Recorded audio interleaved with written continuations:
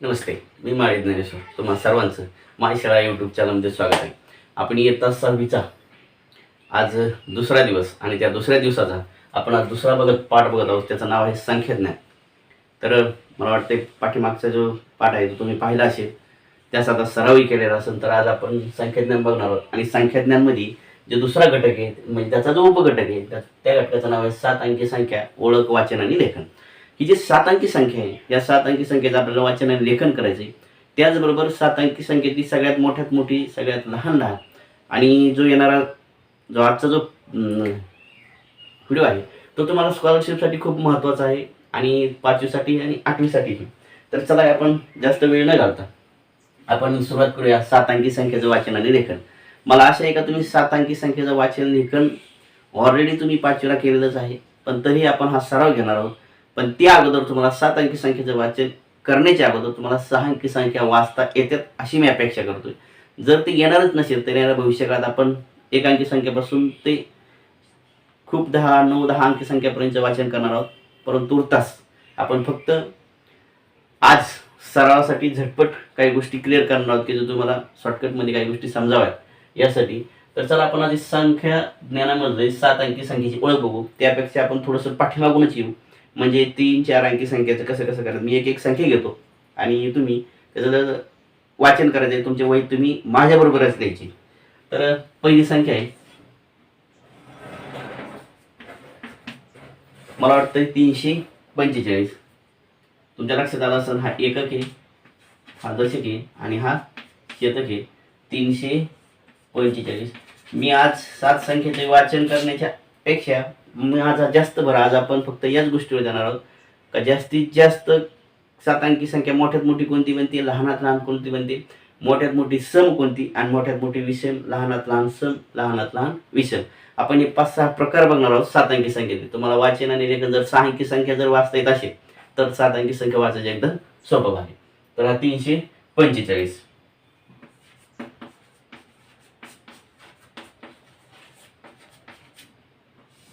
त्यानंतर आपण एक 4 अंकी संख्या घेऊया. तुम्ही उत्तर ऑलरेडी मला वाटतं तुम्ही लिहून ठेवा. तर मला वाटतं तुम्ही संख्या लिहिली असेल.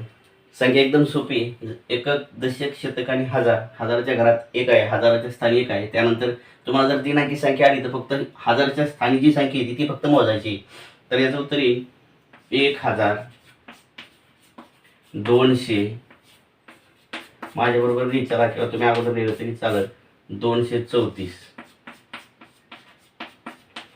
ओके. आता आपण एक 5 अंकी संख्या घेणार आहोत.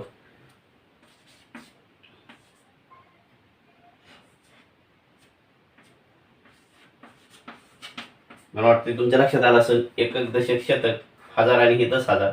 हजाराचे आपण दोन्ही घर ज्यावेळेस मोजायला लागतो त्यावेळेस 1000 आणि 10,000 एकत्र करून मोजतो, म्हणजे हे 24,000. 24,000. आता शतकाच्या स्थानी एकही अंक नाही, म्हणजे काहीच म्हणायचं नाही त्याला. आणि जर तुम्ही पाहिली संख्या तर ही 25 भरते, म्हणजेच 24,025. मला वाटतं आपण 5 अंकी संख्यापर्यंत आलो. आता 6 आणि 7 आणि आपल्याला तोच भाग बघायचा आहे. मी रप करतोय, वाटतं तुम्ही स्क्रीनशॉट काढा किंवा लिहून काढा वगैरे.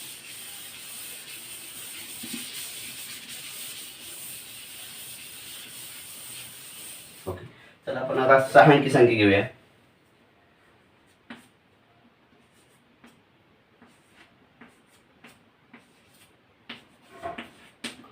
मला वाटतं ही तुमच्या लक्षात आलं असेल एकक, दशक, शतक, हजार, 10,000 आणि लक्षे. मी आता वरतीचं लिहित नाही, पण तुम्ही वाटतं तर लिहून काढा. याला एकक, दशक, शतक, हजार, 10,000 आणि लक्षे किंवा याला आपण लाखही म्हणतो. तर आता पुढे आपण कशी मोजणार याला. इथपर्यंत जर संख्या तुमच्या लक्षात आल्या असतील तर हे 2 लाख किंवा आपण याला 2 लक्षे. आता या हजाराचं हे जे स्थान आहे, हजार आणि 10,000चं, याचे 10,000च्या साठी कोणताही संख्या नाही म्हणून याला आपण 7,350.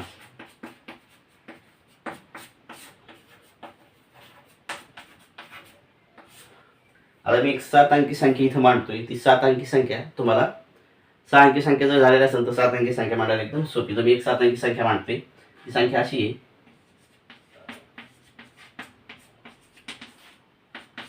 जरा लक्षात आला असेल, एकक, दशक, शतक, हजार, 10,000, लक्ष आणि दशलक्षे. म्हणजे लक्षेपर्यंतच्या संख्या तुम्ही ऑलरेडी मांडल्यात. लक्षेपर्यंतच्या संख्या तुम्हाला येत आहेत. आता आपण दशलक्षी संख्याची तुमच्या लक्षात आला असेल का शतकानंतर आपण गटागटात संख्या मोजायला लागतो. शतक झाल्यानंतर 1000 आणि 10,000, जर 1000 असेल ती 2 घरं एकत्र मोजतो, लक्षाचे 2 घरं एकत्र मोजतो, कोटीचे 10 कोटीचे वगैरे असं अब्जा वगैरे अशी गोष्टी आपण पुढे पुढे मोजत जातो. म्हणजे काय, जर तुम्हाला इथपर्यंत सुट्टा सुट्टा आपण मोजतो, त्यानंतर मात्र जर 1000च्या घरात असेल तर 1000, 10,000 असेल तर हे एकत्र आणि हे एकत्र करून मोजतो. मग आता तुमच्या लक्षात आला असेल, हे लक्षचं घर आहे, म्हणजे हा लक्ष आणि हा दशलक्ष, या 1000चं घर आहे, याच्यात 1000 हा 10,000 आहे आणि तुम्हाला 3 अंकी संख्या मोजता. मग आपण याला कसं म्हणणार, कसं वाचणार आता, 30 लक्ष, 20,000 आणि पुढं काय 150.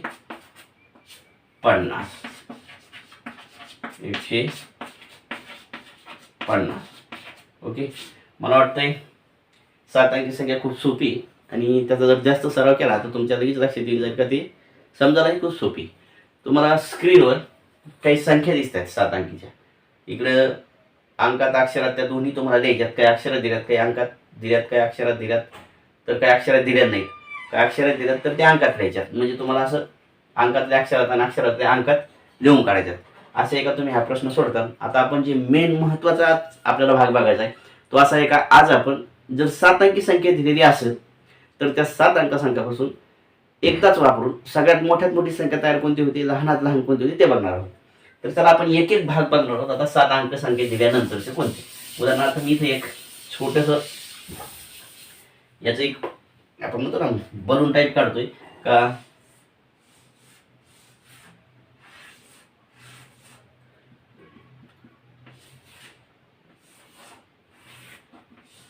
मी एक संख्याचं झाड काढलं असं गृहीत धरा आणि मी त्याच्यामध्ये अंक भरतोय. आता मी कोणते बी अंक देणार, उदाहरणार्थ हे अंक दिले तुम्हाला असं गृहीत धरा, 1, 3, 7, 4, 2, 5, 9, 1, 2, 3, 4, 5, 6, 7 हे असे अंक दिलेत.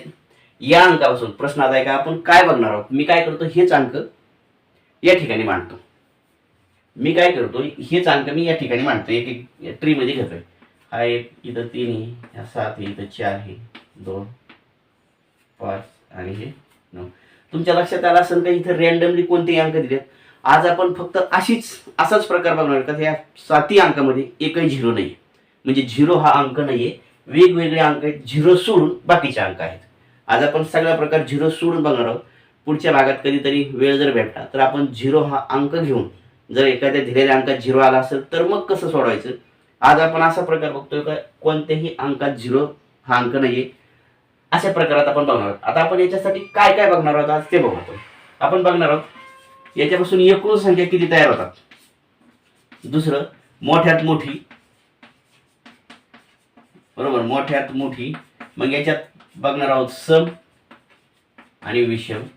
मोठ्यात मोठी सम, पहिल्यांदा मोठ्यात मोठी संख्या कोणती ती बघणार आहोत. त्याच्यानंतर मोठ्यात मोठी सम बघणार आहोत, मोठ्यात मोठी विषम बघणार आहोत.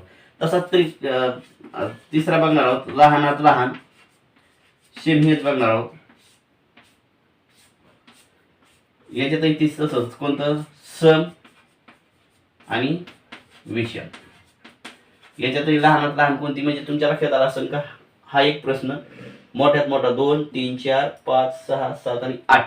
आपण 8 प्रश्न सोडवणार आहोत. आणि स्कॉलरशिपचा हमखास एक प्रश्न असा असतो का मोठ्यात मोठी संख्या सांगा, लहानात लहान संख्या सांगा. अजून थोडंसं खोला जर गेलं तर लहानात लहान सम सांगा, लहानात लहान विषम सांगा वगैरे असे प्रश्न आहेत. तर आज आपण हे जे 7 अंक दिलेत याच्यातल्या एकूण संख्या किती बनतात ते बघूया.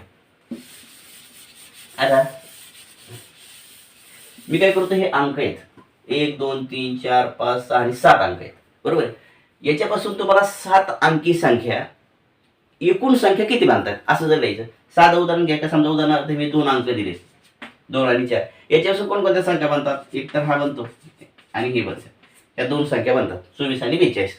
म्हणजेच या 2 अंकापासून 2 संख्या बनतात. 3 अंकापासून किती बनतात, तर तुमच्या लक्षात आलं असेल तर 3 अंकापासून 6 संख्या बनतात. मग कसे बनतात तर ते तुम्ही ऑलरेडी पाहिले. म्हणजे काय करतो आपण याला नंबरिंग देतो. 1 2 3 आणि ह्या सगळ्या नंबरचा गुणाकार करतो. जेवढा गुणाकार येईल तो गुणाकार म्हणजेच काय, त्या अंकापासून दिलेल्या संख्या बनतात. ओके, मग आपण असंच करूया याला. म्हणजे काय करायचं, आपल्याला प्रत्येक संख्येला आपण नंबर देऊ. याला नंबर देऊ. हा 1 नंबरचा 2 3 4 5 6 आणि 7. म्हणजे ही 7 संख्या आहेत, म्हणजे 7 नंबर झाले, 7 अंक आहेत. मग आपण याचा काय करू, जर आज यांचा गुणाकार केला तर हा जो गुणाकार असेल तो गुणाकार म्हणजे दिलेल्या अंकापासून एकूण किती संख्या बनत आहेत, दिलेले जे 7 अंक आहेत त्याच्यापासून एकूण वेगवेगळ्या प्रकारच्या किती संख्या बनतात आणि एकदाच वापरून किती बनतात, तर त्याचं उत्तर येईल ह्या संख्याचा जेवढा गुणाकार येईल, मला वाटतं 5,000च्या पुढे हा गुणाकार जात असेल, तेवढा तो तुम्ही गुणाकार करा, एवढ्या संख्या बनतात. हा प्रश्न येत नाही. आता जो महत्वाचा प्रश्न कोणता येतोय, तरी पण हा तुमच्या लक्षात असू द्या, का याच्यामध्ये शून्य नाही एवढं मात्र लक्षात ठेवा आणि कशा बनतात ते बघा. आता काय करायचं, आपल्याला पुढचा प्रश्न बघायचा आहे. पुढचा प्रश्न असा आहे का, मोठ्यात मोठी संख्या कोणती बनते आणि लहानात लहान संख्या कोणती बनते. अगोदर आपण मोठ्यात मोठं सगळं बघूया, मग लहानात लहानचा प्रकाराकडे जाऊया. मी काय करतो, हे रद्द करतो. आता आपल्याला मोठ्यात मोठी संख्या तयार करायची. तुमच्या एक लक्षात आलं असेल, ज्यावेळेस आपण मोठ्यात मोठी संख्या तयार करतो, मोठ्यात मोठी संख्या कोणत्याही अंकापासून तयार करतो, तेच पहिल्यांदा मोठ्यात मोठाचा अंक घेतो. मग आपल्याला याच्यात शोधायचा आहे का मोठ्यात मोठा अंक कोणता आहे, 9 आहे. बरोबर, इथे मी वाटतात अंक लिहितो 1 3 7 4 2 5 आणि 9. या अंकामध्ये मोठ्यात मोठा अंक कोणता आहे, 9. त्याच्यानंतर मोठा कोणता आहे, तर 7 आहे. त्यानंतर कोणता आहे, 5 आहे. त्यानंतर 4 3 2 1 1 2 3 4 5 6 आणि 7. तुमच्या लक्षात आलं असेल का 97,54,321 ही मोठ्यात मोठी संख्या आहे. का, फक्त एकदाच अंक वापरले संख्या, तर ही सगळ्यात मोठी आपल्याला संख्या बनते. बरोबर, ही सगळ्यात मोठी संख्या बनते. आता आपल्याला काय करायचंय, या 7 अंकापासून दिलेल्या अंकापासून मोठ्यात मोठी समसंख्या कोणती बनते ते बघायचे. मग आता हे समजलं काय, म्हणजे काय, मोठ्यात मोठी संख्या जर तुम्हाला शोधायची असेल तर सगळ्यात पहिल्यांदा तुम्हाला काय करायचं, सगळ्यात मोठा अंक कोणता आहे तो पहिल्यांदा लिहायचा. आता हा एकदा लिहिल्यानंतर उरलेले अंक बघायचे, त्याच्यामध्ये कोणता मोठा आहे, तर हा आहे. आता परत हे 2 गेले, त्यानंतर कोणता मोठा आहे, तर 5 तो गेला. त्याच्यानंतर मोठा कोणता आहे, 4 तो संपला. त्याच्यानंतर कोणता, असं करीत करीत तुम्हाला ही सगळ्यात मोठ्यात मोठी 7 दिलेल्या अंकापासून 7 अंकीय संख्या तयार होते.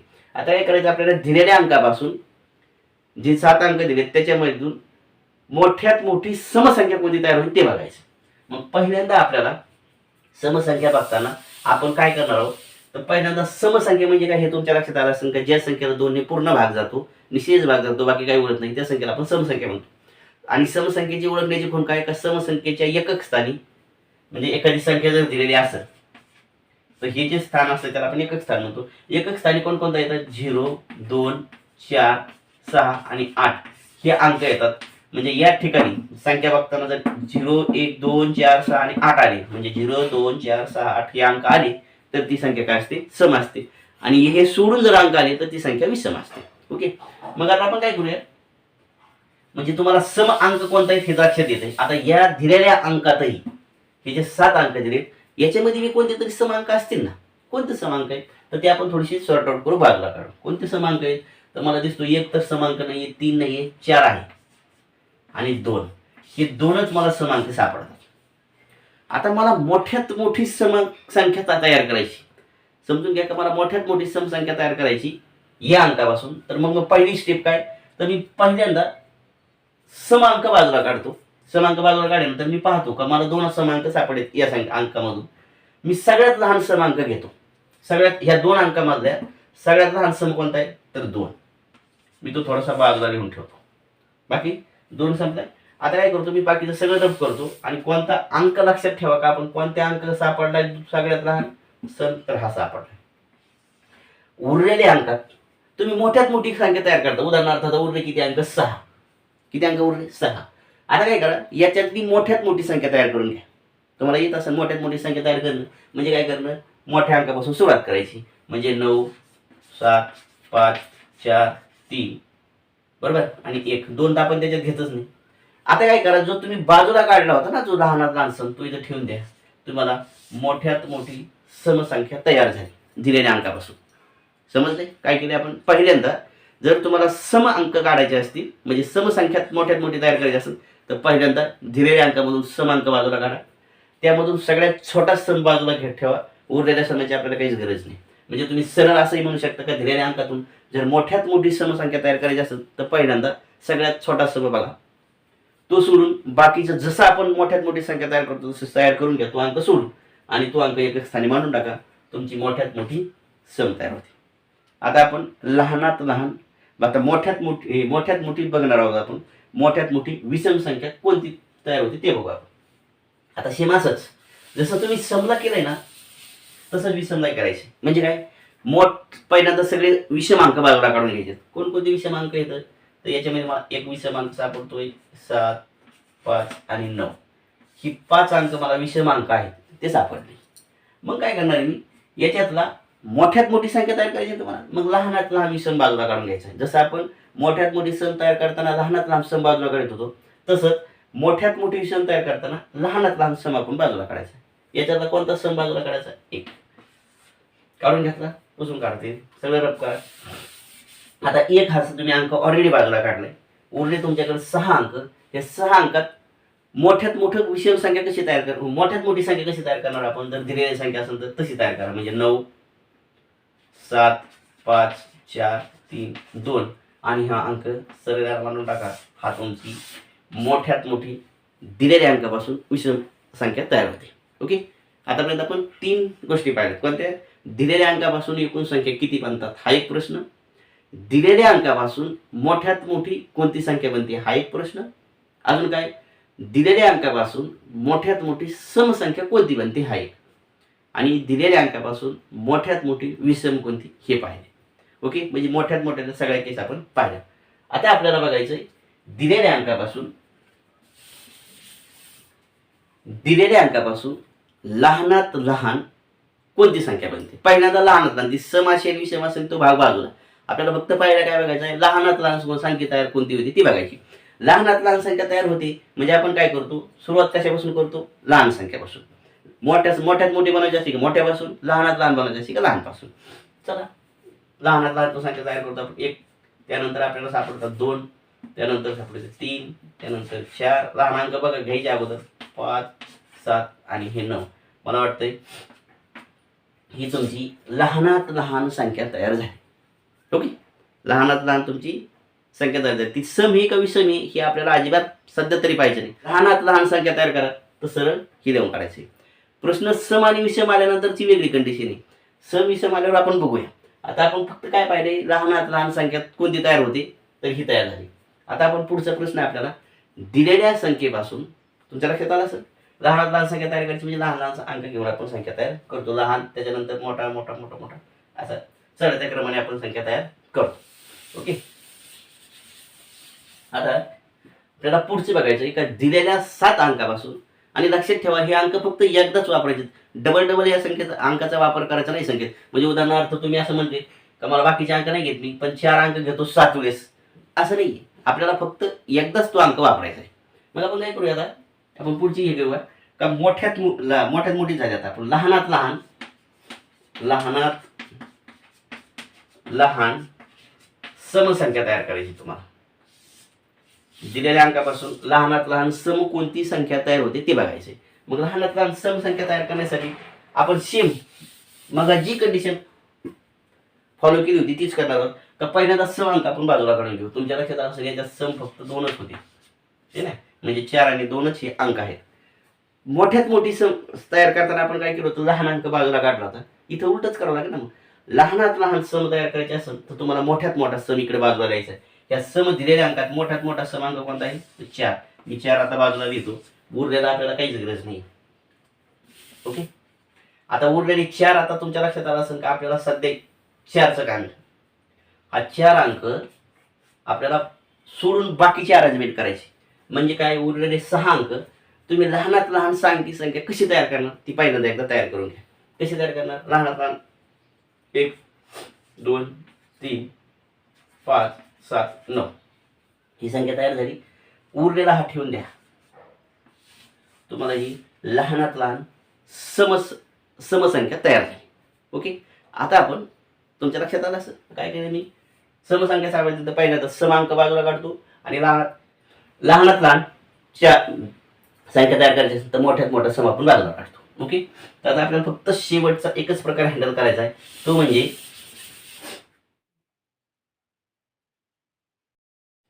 लहानात लहान विषम.